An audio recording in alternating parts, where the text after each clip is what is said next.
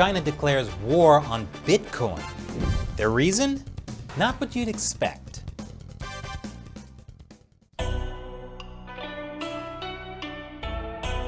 Welcome to China Uncensored. I'm Chris Chappell, and good news! The Chinese Communist Party has found something new to declare war on. This time, it's crypto mining, stirring wider fear into a porridge of peril. This is a big deal for Bitcoin, which is the most popular cryptocurrency. That's because China accounts for around 65% of all Bitcoin mining globally. In comparison, the United States accounts for 7.2%. I'll explain why that is in a bit. But the Chinese Communist Party is not a fan of Bitcoin. Bitcoin are created and moved around not by a central bank or financial institution, but by a broad and disparate network of computers on what's called a blockchain. Bitcoin operates entirely outside of China's central bank or Communist Party control. It gives Chinese people a way to use money completely free from oversight by the government.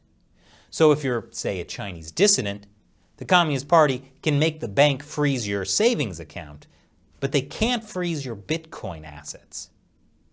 But that's not why the Communist Party is cracking down on Bitcoin mining. No. It's cracking down because the Communist Party wants to save the environment. More after the break. Welcome back. Unless you didn't see an ad, in which case YouTube may have demonetized us. That's why China Uncensored relies mainly on viewer support. Which reminds me, did you know we accept Bitcoin? Visit chinauncensored.tv/support to learn more. So, China has declared war on crypto mining in order to help the environment, you see. You might be thinking, what? Well, it makes total sense. Simply put, Bitcoin mining is a process where people can run powerful computers to solve complex math problems that validate Bitcoin transactions. They're rewarded with Bitcoins. This is how new Bitcoins are created. And the computers doing that Bitcoin mining requires a huge amount of energy, more than entire countries like Ukraine and Argentina. And as I said, China makes up about 65% of all Bitcoin mining globally. And the Chinese region of Inner Mongolia alone accounts for about 8% due to its cheap energy. Which is why Inner Mongolia is not only banning Bitcoin mining, but also banning any new digital coin projects. You see, Chinese leader Xi Jinping promised the UN that China will be carbon neutral within 4 decades. You can make that kind of long-term promise when you have the power to rule indefinitely. But becoming carbon neutral is going to be tough, considering China burns more coal than the rest of the world combined. So yeah, Xi could have reined in the number of new coal plants they're building, but banning Bitcoin mining instead, that just makes so much more sense. For purely environmental reasons. A few weeks ago, China's top economic planner released this statement blasting Inner Mongolia not meeting energy targets. So they had to ban Bitcoin mining for the environment. This has led to a surge in the price of Bitcoin. Did I mention we take Bitcoin? So you can see, the Chinese Communist Party has nothing at all against Bitcoin or other cryptocurrency. In fact, they love the idea so much, the party wants to make its own digital currency. More after the break. Welcome back. So I wouldn't want you to think the Chinese Communist Party has something against Bitcoin. Sure, they declared war on Bitcoin mining, and in 2017 they banned cryptocurrency exchanges. For the environment? But as the New York Times recently reported, China is charging ahead with a national digital currency called the e-Chinese yuan. China's central bank began testing it in 4 cities last year. And now, it's being brought to bigger cities like Shanghai and Beijing. In my hand, is a new digital renminbi. It's held inside a digital wallet on an app on my phone.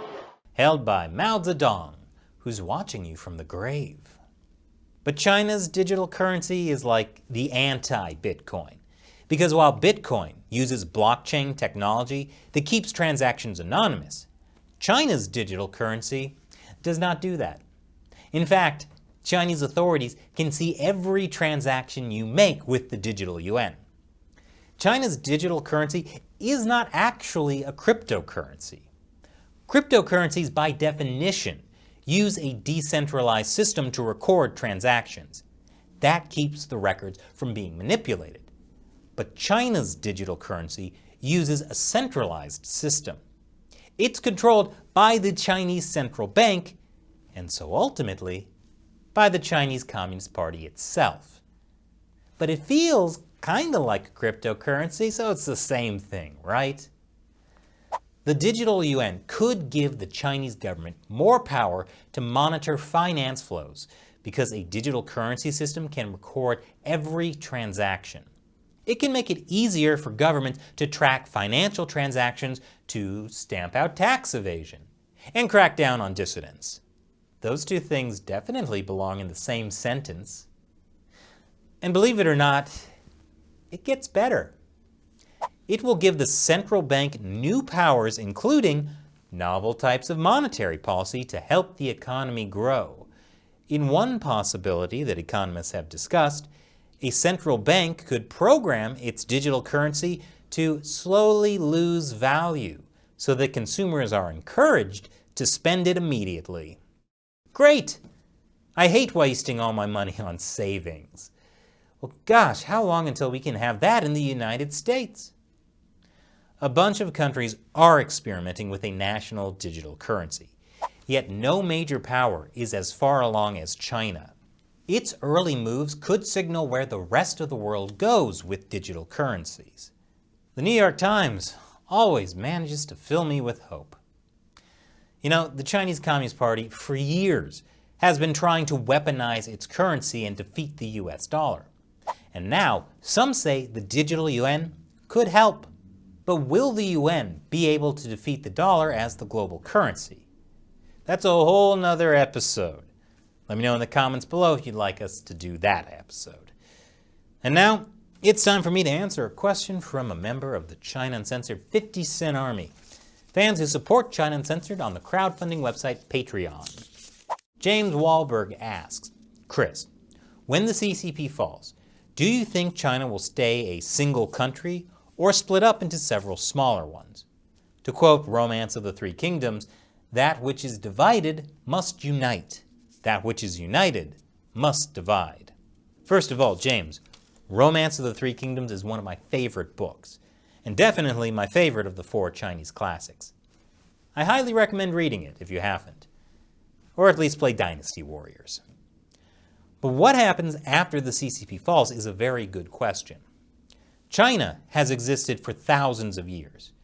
Despite so many different dynasties, over the last 2 millennia, there has always been something that eventually united people into a country that we call China.